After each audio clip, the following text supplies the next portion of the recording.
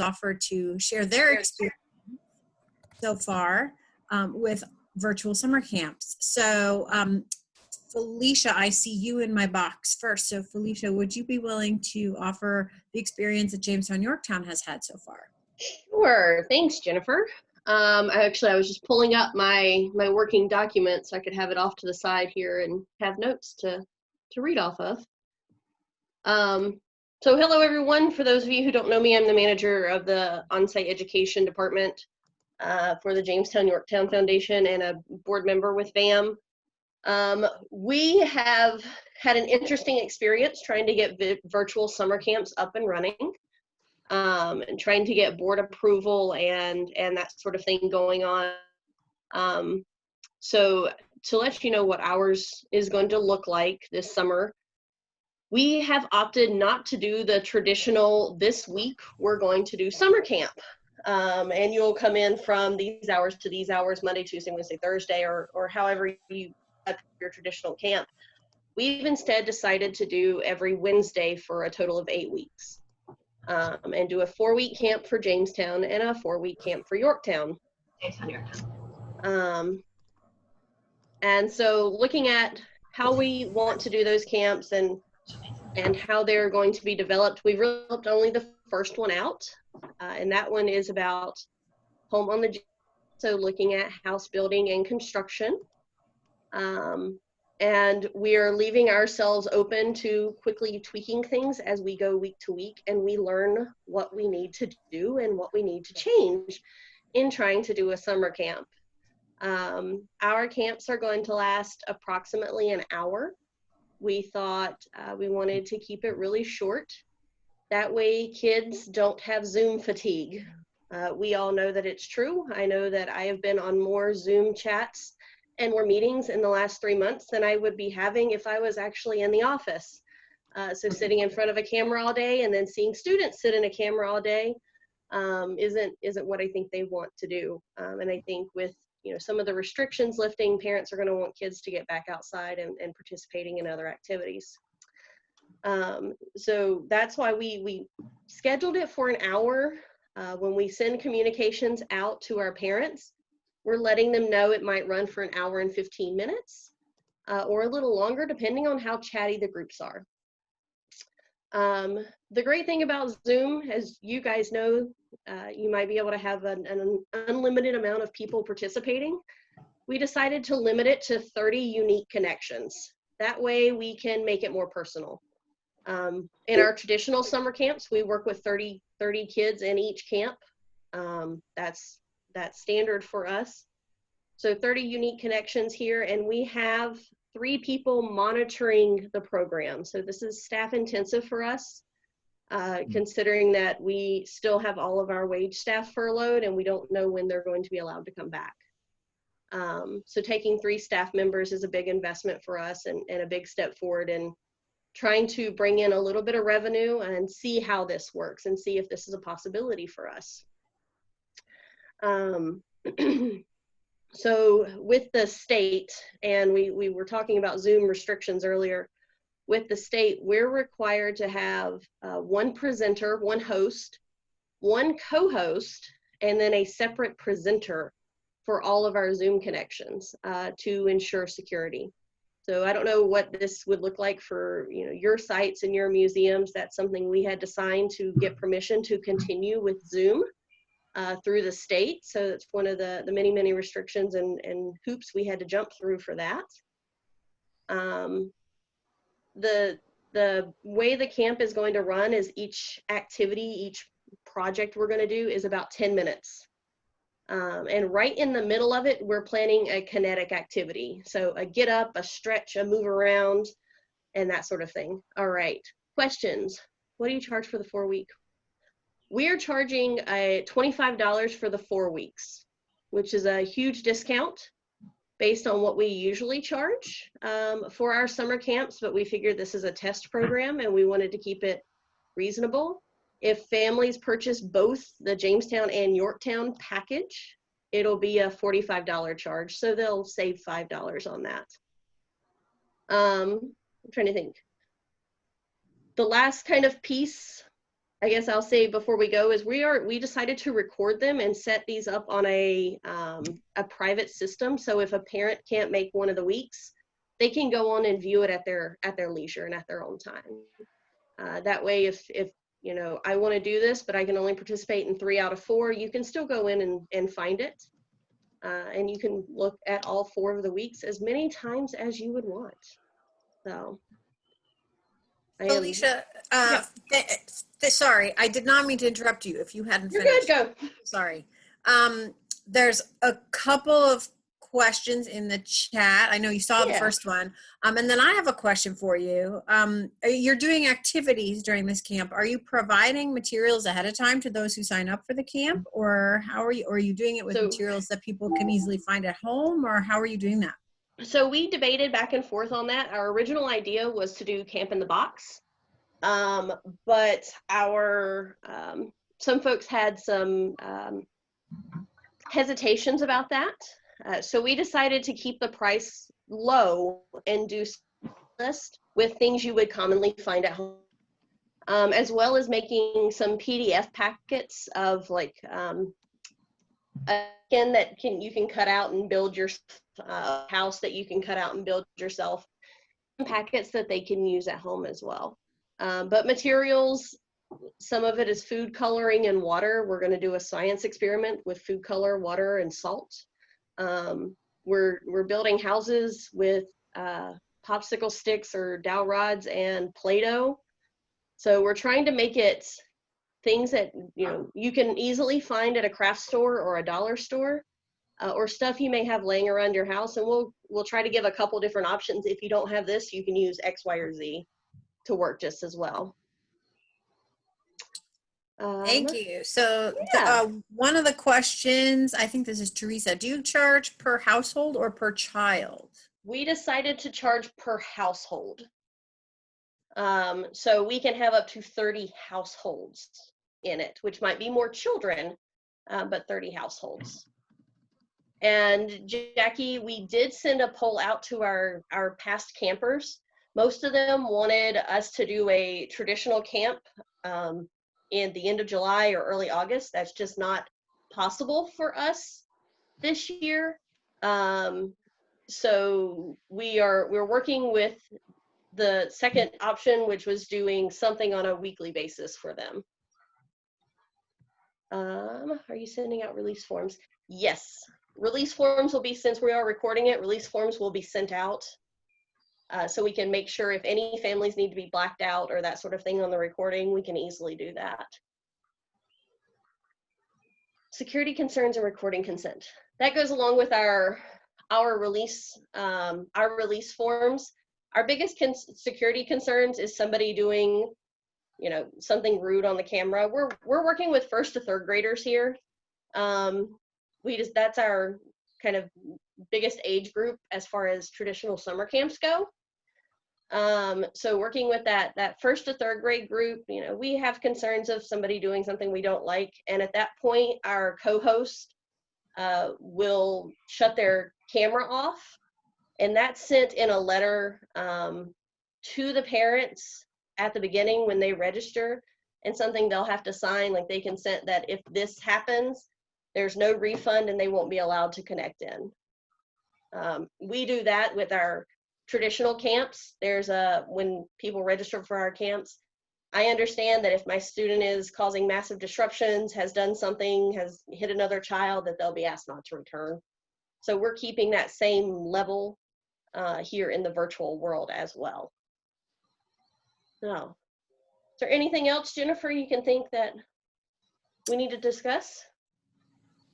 No, I don't think so. I'm just checking to see if there are any more questions for you. Kylie asked if you'd be willing to share your waiver. As soon as I have it through all the approval processes, absolutely. Have to love the state. Gotta go through all those approval processes. There's a lot of layers here, but as soon as I have it, I would absolutely. I'll send it to Jennifer and Christina, and they can share it out. Absolutely. Okay.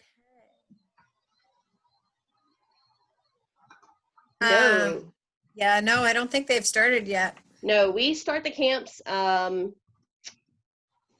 June, no, June 20, let's see, June 24th.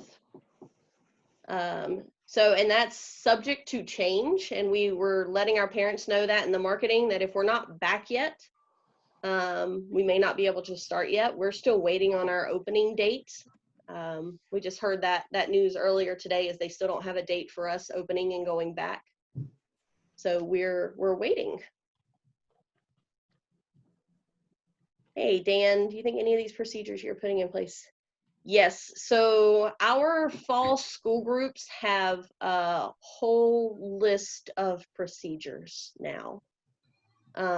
There's all sorts of new guidelines that are going to be coming out very shortly on how our department is handling groups, both virtually, which is something the on-site education department hasn't done before for the Jamestown Yorktown Foundation, and on-site. So there are going to be a lot of new protocols, and some of them we're looking at this summer, and seeing how they work in this summer camp idea when we take them to the school groups in the fall.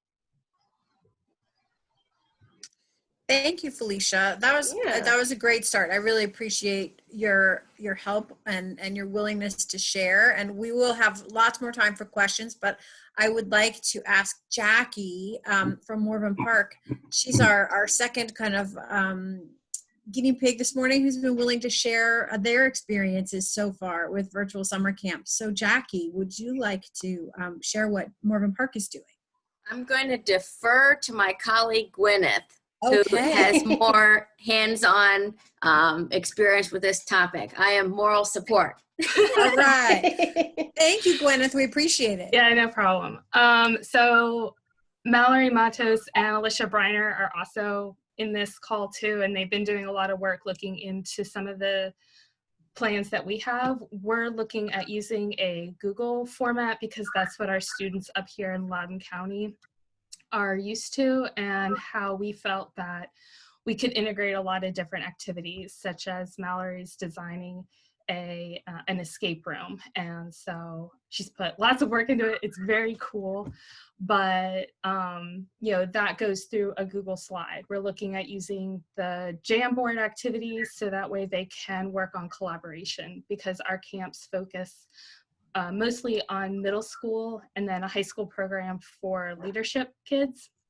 So this idea of being able to collaborate is really important. We're also looking at a shortened day, so something more like an hour and a half to 2 hours.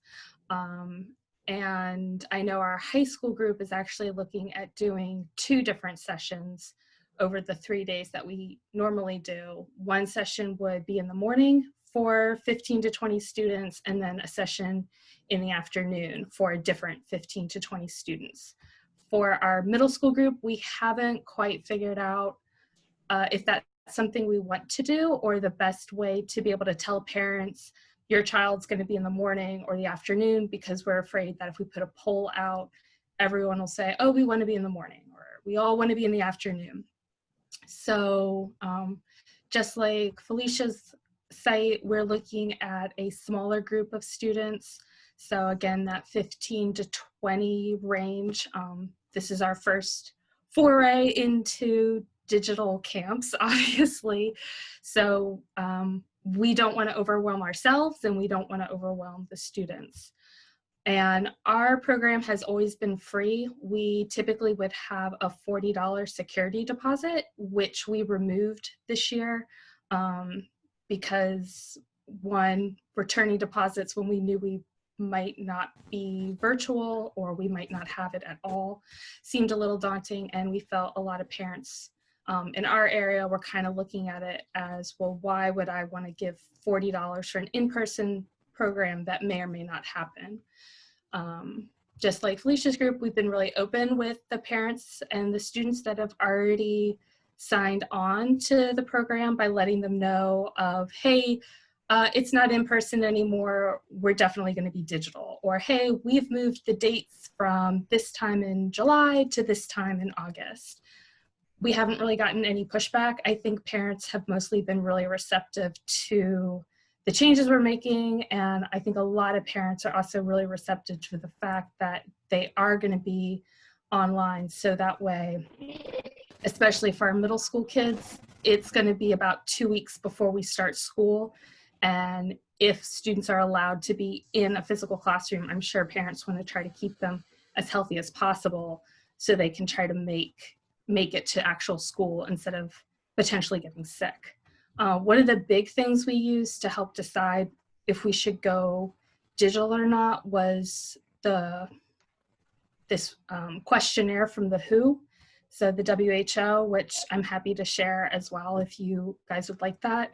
And it helped rank how well could we provide PPE, how well could we clean the site, how well could we mitigate kids touching each other, which is really hard. So that was the other thing, was we're like, so many of our lessons, since they're collaborative, require kids to work in close proximity, and there was no way we could say, oh, 6 feet apart, guys, 6 feet apart, and have like just a successful escape room. So I'm happy to share that one as well. And then also just the site we usually use is a public space. So it would mean either talking with Jackie and saying like, hey, can we shut down the museum if they are open? Shut it down for a day so that way the public doesn't get exposed to the students or the students aren't exposed to the public. But then also it's a carriage museum, and we have barriers up, but not big glass partitions or plastic partitions. And the students are usually really, really respectful and not touching the objects, but just in that off chance, I mean, how do you clean a historic wooden carriage? And things like that. So those were the considerations we used. Yeah, exactly, Jackie, no. And so those are the considerations we used in making the decision to move digital. Thank you. That sounds like a really cool program. And it's neat that Felicia was talking about a younger kids camp, and Gwyneth, you're talking older kids. So you guys have different considerations to think about and different planning that has to happen, and that was actually by accident. You guys both agreed to speak, and so appreciate it, and didn't think about different age groups, but we really appreciate that. So Gwyneth, I'm interested in the technology you said you were using for this, because I'm not familiar with some of what you're talking about. The Google, I mean, Google has obviously a lot of things to offer. You mentioned that you were going to use something for collaboration. Could you tell people more about that? Yeah, this is something we actually just discovered about 2 weeks ago, and it's called Jamboard. Google provides this actual digital large smart board, but through the Google applications, you can access Jamboard also. And it's just a way that it's really similar to Google Slides, which is like PowerPoint, except now you can have multiple people interacting with it. And Alicia, what are we using for the Leadership Museum?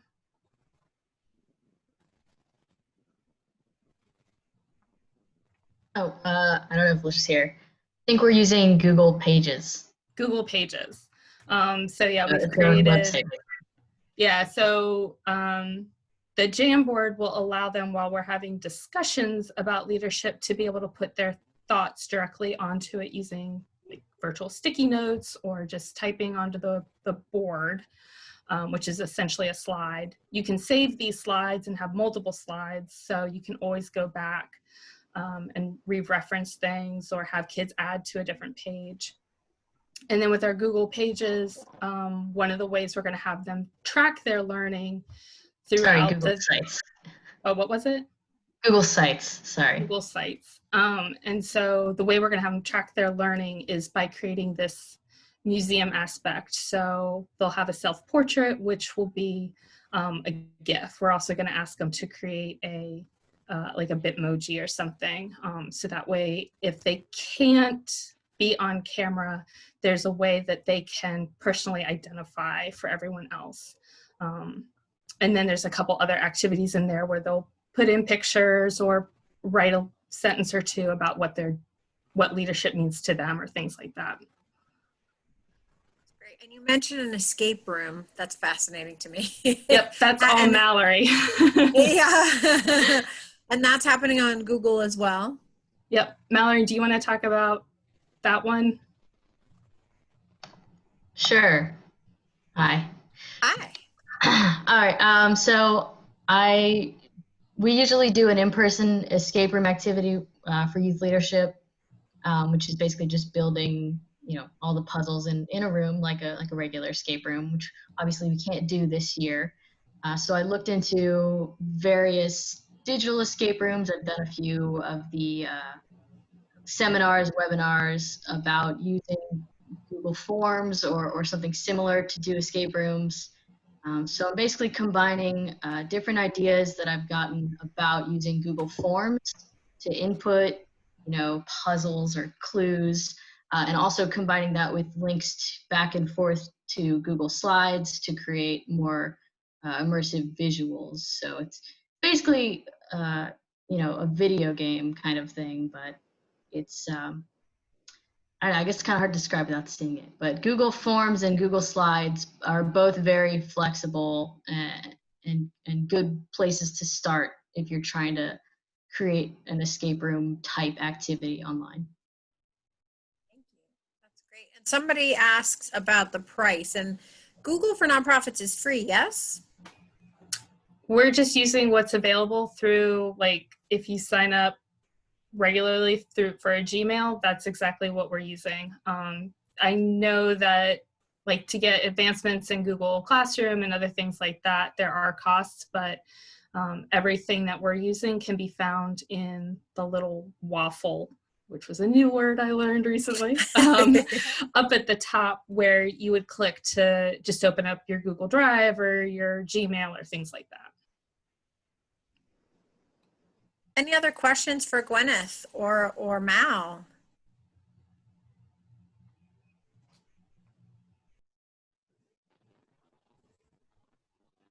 Okay.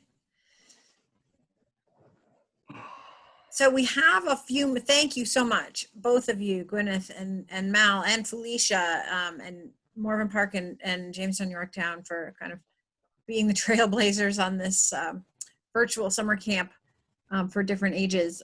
We have some time now. If anyone has any questions about things they're looking at for virtual summer camps, any challenges they're facing that they'd like to share with this group, and just kind of get some brainstorming time. So please feel free to unmute yourself and share your thoughts, and we would be happy to have a conversation.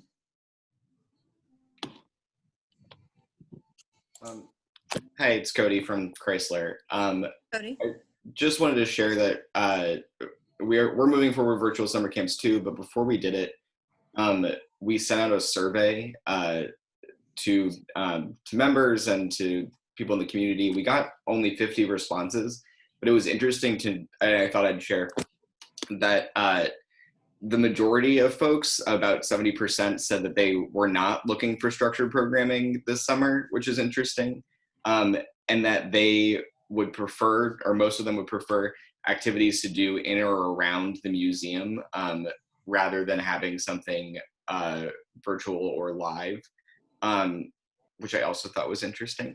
But then when we decided to kind of move forward with doing some structured programming, that most of the folks we surveyed wanted to purchase things as a kit. So just some numbers to to help give folks some data if folks are asking. I'm happy to share the results of it.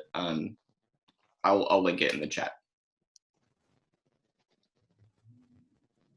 Thanks, Cody. Appreciate that. Yeah, it sounds like they wanted.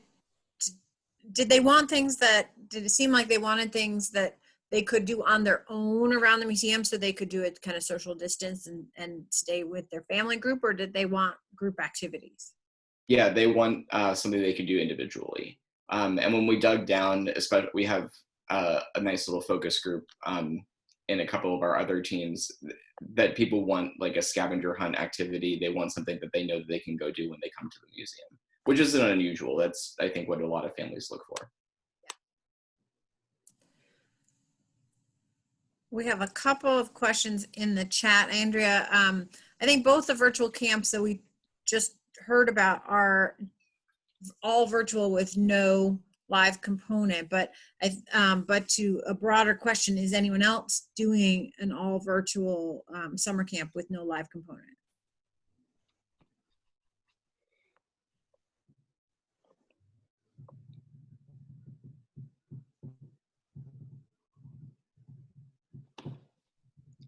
Let me clarify my question.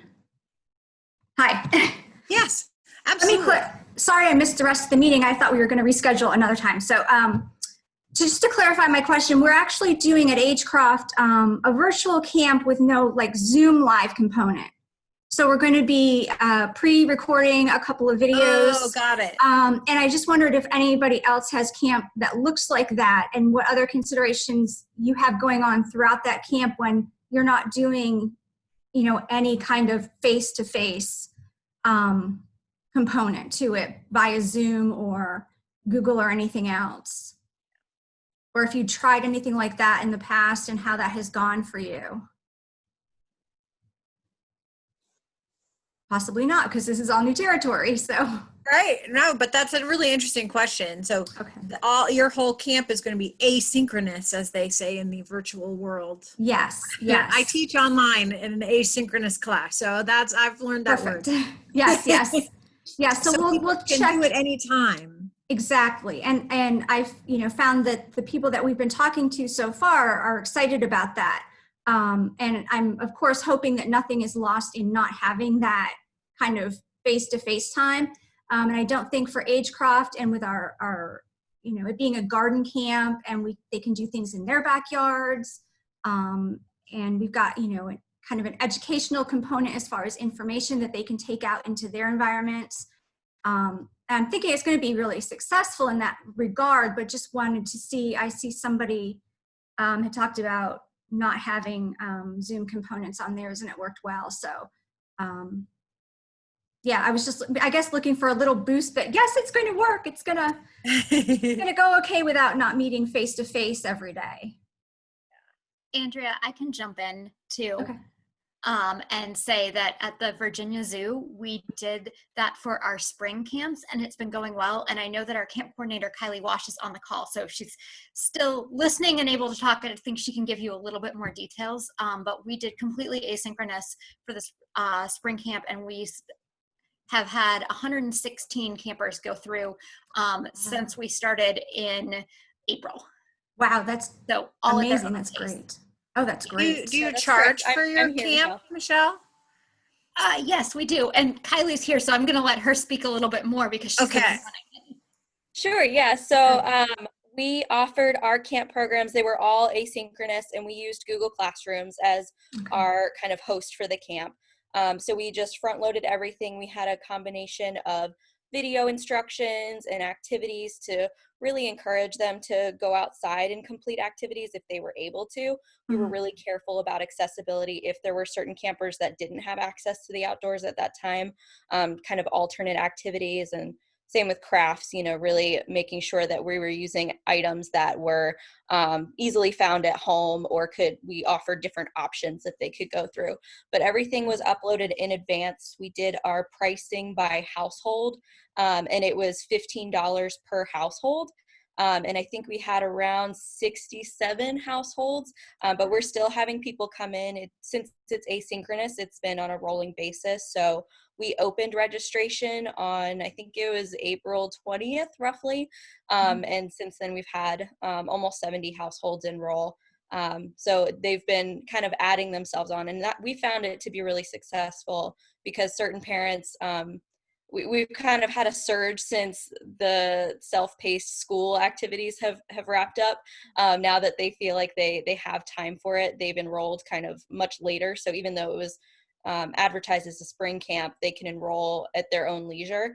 And we included enough activities to fill 5 days, kind of a Monday through Friday rough structure, but they could complete them at their own time. So they really could spend the entire period that the camp was open working on them. And we just front loaded from the very beginning when the classroom would close so that they could pace it themselves and know how long those resources were available to them. Okay. Okay, great. Did you have any way that they could share what they were doing with each other and with you? Kind of, yeah. So that's been the main thing with the asynchronous, that I wish we could get more feedback on how they are doing the activities, how they're responding to them, if they're completing all of the activities. And I think ultimately we'll do a parent survey at the end to try to get more specific feedback. We did in some of our videos try to encourage them to utilize the comment functions within the classroom, and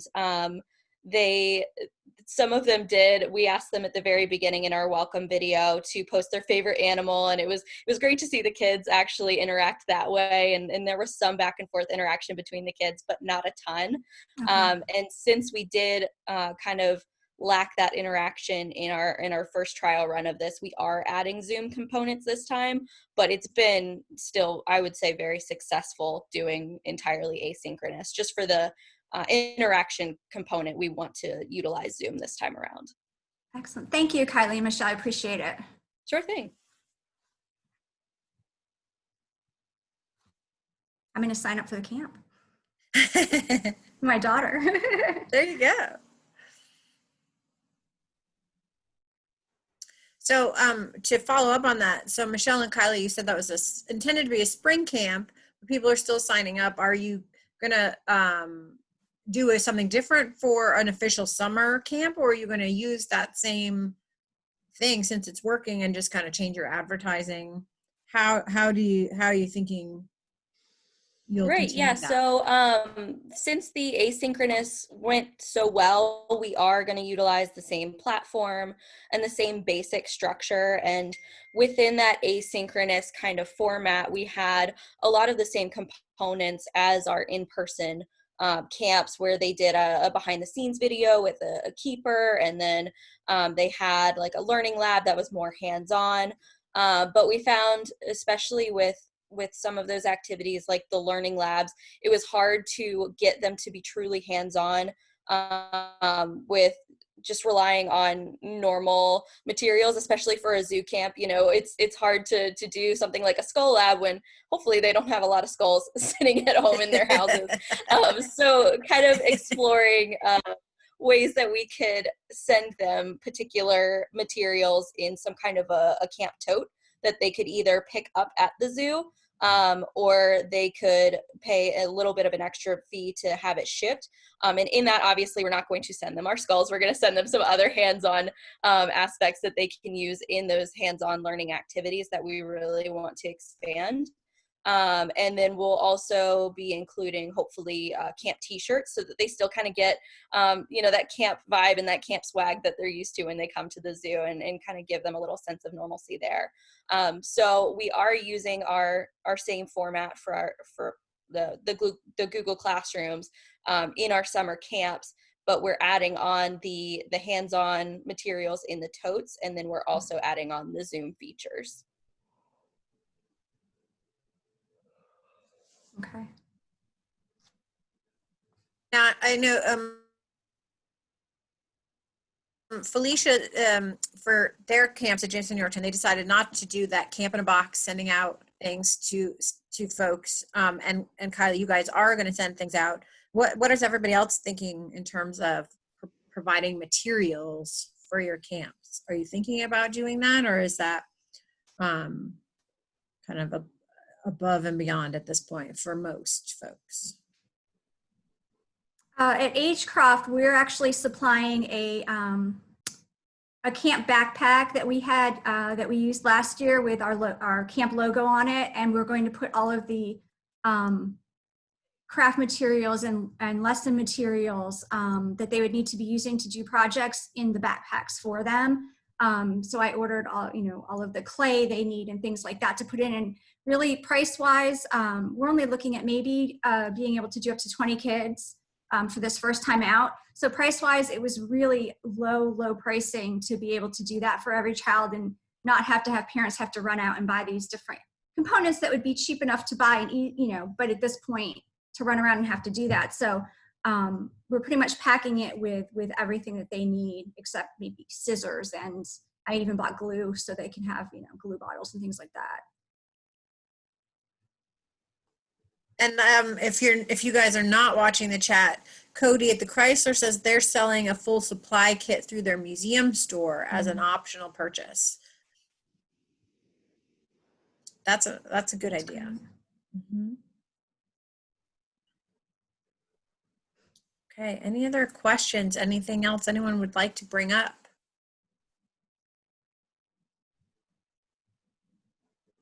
Now is your chance.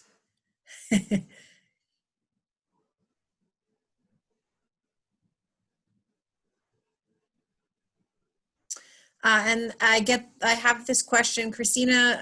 I know Christina's video isn't working, but she has been on the call, and you did record this. Yes, Christina? Yes.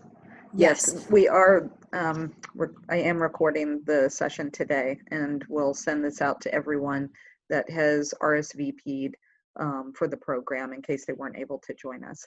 Yeah, or in case they joined us on the first call and didn't make it to this second call. We are recording it, so they will get a chance to learn from all of this.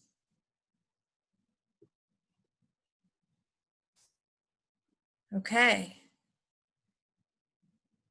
There's nothing else. There's another question. Is there another Teresa. question? Oh, go ahead. So the question from Teresa, I know we're not doing an in-person camp, but I talked to Nicole Burns at the Virginia Living Museum last week, and they are doing an in-person camp this summer.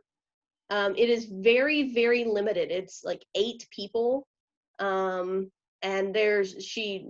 we talked through some of the guidelines that they're doing for it as far as drop off. Parents aren't coming in the building to pick people up. Kids are using code words. So their parents or whoever's authorized to pick them up has to know what the code word is to tell the staff, and the staff will get the child to bring them out. I know that the staff will be wearing masks. I don't know about the students. But she and her team are working on pulling all of that together now. So I would check out the website for the Virginia Living Museum to see if they have some of those things online about what they're doing and how they're running that camp. But I know it's very small, so that they can spread out the students who are participating, and each one have a table. Yeah, so I'm from the Fredericksburg Area Museum, and I'm planning on doing a take-home kit as well as a in-person camp. So to give 2 options, because we will have a limited camp. It's only going to be a 2-hour program. We have an historic market square where we have kind of brick squares that are easily socially distanced. So each kid will have their own little square and their own little supplies. So I'm just trying to think, since it is a public space, I need to think about having volunteers at each section to make sure no one goes in the square. So I was just wondering about policies, and maybe even we are going to go through CDC cleaning guidelines, but I was just thinking about transparency and making parents feel comfortable. And that language. You said CDC. Also check out the American Camp Association for their guidelines. It's clear, concise, and they have a whole COVID page, like COVID and summer camps. Perfect. And Alice, thank you for letting us know the Branch Museum is also going to do an in-person camp, so you can check with them. And thank you for apologizing for the caps. I was worried you'd come mad at us. She's just really excited about her camp. She's really excited. Yeah, I actually heard from the Branch Museum today, and they are doing a maximum of 9 children and 1 counselor. But they have a big outdoor space behind their site, so I'm assuming that they're probably utilizing that space for that program. And we're only going to do a 2-hour program, so it's only going to be a 2-hour morning program, and then we'll have and we're going to do it like a 1 program and once a week, so kids have lots of opportunities to do the program if they want to. Was that a raising of the hands? Yeah. So I'm with Henrico County, and we're still, I don't think 100% decided, but it sounds like we're going to offer some very modified in-person camp. I think they're still working on the details, but I think that it will definitely be very much distanced, very reduced numbers. We also have lost our part-time staff, so we can only offer so much, but we typically, because we're under the recreation and park system, we were offering mini camps, and so it's going to be a huge blow to our public not to be able to offer and serve as many as we used to. And I think Prince William County was also talking about in-person camps as well. So there are some of us out there talking about that. But I don't know if they're still floating the idea of any kind of virtual camp or not. Yeah, Lisa, if, Henrico does so many summer camps, and parents line up outside the county building to sign up for them the day they become available. So it would be a big loss to the community if they can't do them. But, obviously this is not a normal year. Right. And Well, so, we traditionally offered paid camps and free camps. Now, the free camp was strictly for Henrico County citizens, and it was typically held at either our recreation centers or at our schools. We didn't think that schools would probably be able to accommodate, obviously, so that really limits our numbers as well. And the paid camps, those were usually focused on a certain topic. So while I might have done a history camp, we also offered nature and outdoors and therapeutics and all sorts of things. And, obviously because it's a paid camp and we had smaller numbers, we were still running them throughout the summer. So it's still going to be whatever we have in place greatly reduced, just because we would hire hundreds of part-time staff for the season, and we just don't have that capability anymore. So unfortunately, whatever we do have is going to have to be very drastically reduced.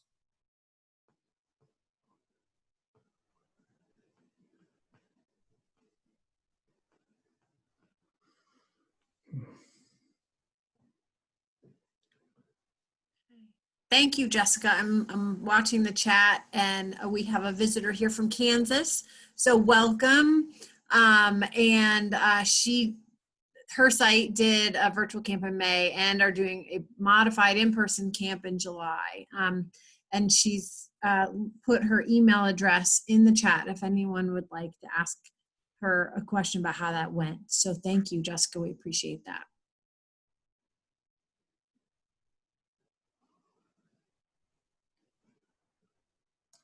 I have a question. I guess, Jennifer, are y'all planning on doing some kind of survey or data collection, gathering how many localities or how many museums are planning on doing an in-person camp versus a virtual versus maybe some kind of combination that's asynchronous or something like that? I didn't know if that would be helpful for people, but also just to document it for the future. I mean, God forbid something like this happens again. Right. I think for a lot of us, this is a good springboard to force us, especially my stuffy history self, into the world of technology. So it would be good to have as a reference, maybe to know who to reach out to, going, oh yeah, that's right, Jamestown, Yorktown did a virtual camp. Let's chat with them and see what they did that worked or didn't work for the future.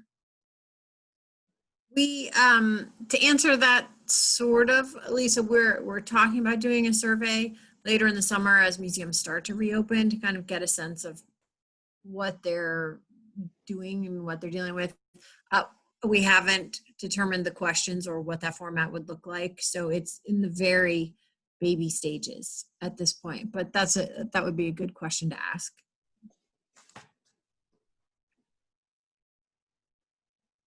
Okay.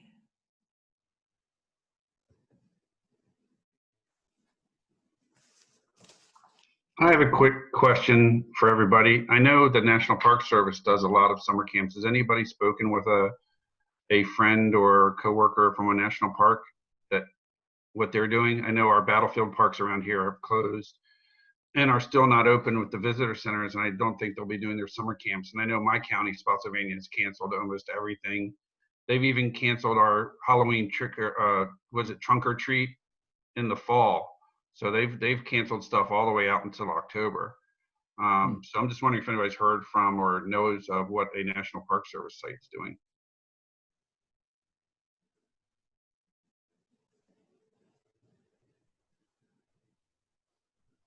I take that as a no.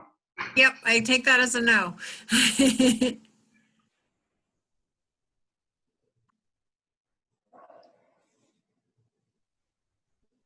Let's see. I have a question from Jordan for live virtual camps. Are there any essential tech equipment items that you use to enhance your programs?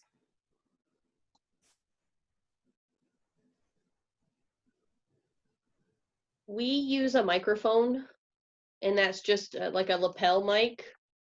And that's just because some folks are very soft-spoken, and it's easier if they have that mic, that the audio is cleaner, it's better. It's better for the participants, but we've done tours without it, and we've done programs without it, and it's nice to have, but not a necessity, especially with budget cuts and everything. I know it could be tough. Yeah, at Morven Park, we're all just using our computers and our computer camera and computer mic at this point. So we haven't looked into other technology enhancing things for the kids, except for what we can access for free that we already have at the park or that's already online. Yeah, and that was ours. We already had the mics from other distance learning programs that we had done, so they just went from distance learning to on-site education. Hi, this is Christina. I'm going to chime in there. I'm not sure exactly what they're going to share, but I think this is going to be really interesting for this particular group. On June 11th, that's next Thursday, we're going to, we're really excited. We're going to have the team from the education department at Monticello is going to be with us doing kind of a live demo of their online education programs that they've started. And I have no doubt they're going to be talking about equipment on that program. And a lot of what they're going to be talking about is also about Facebook Live events and things like that, if you've been kind of following them on social media. But I'm really excited that they're going to actually do some demos. So that may answer some of that question, as well as give everybody some tips on just kind of general online education and programming.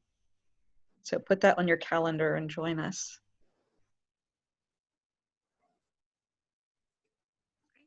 Okay. Well, thank you, everybody. This has been a great conversation. We really appreciate Morven Park and Jamestown Yorktown Foundation for sharing their experiences, and for everybody else who have brought up questions, the Chrysler and Agecroft and Fredericksburg Area Museum, all of you guys, I hope whatever you choose to do, the Virginia Zoo, I don't want to forget anybody. So I hope whatever you guys decide to do this summer is successful, and please, if you're willing to share things with your colleagues at other museums, feel free to send them to VAM, and we're happy to make them available to people who request them and need them. So we really appreciate it, and thank you again for your patience this morning, and I'm so glad we were able to find an alternative location to have this conversation. We felt it would be easier than trying to reschedule for a whole different time, since you guys are familiar with the 11 a.m. on Tuesday by now. So appreciate it. And for those who may know someone who couldn't make it over to this Zoom call as opposed to the GoToMeeting, as we mentioned, this was recorded, so everyone will be able to see all the great information that was shared. So thank you all, and have a great afternoon. Thank you so much for joining us today. Look forward to seeing you at upcoming programs soon.